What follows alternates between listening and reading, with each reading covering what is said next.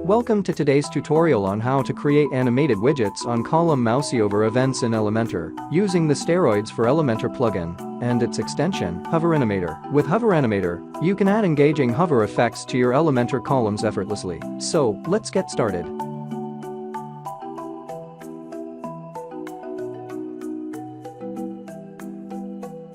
The first thing you'll need to do is install and activate the Steroids for Elementor plugin. After plugin activation, we need to enable the HoverAnimator extension for Steroids for Elementor.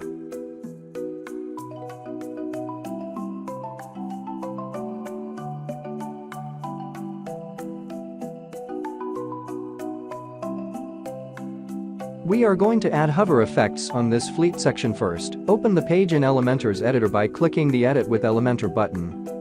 Click on the edit icon of the first column and go to Advanced Settings, then enable the HoverAnimator option.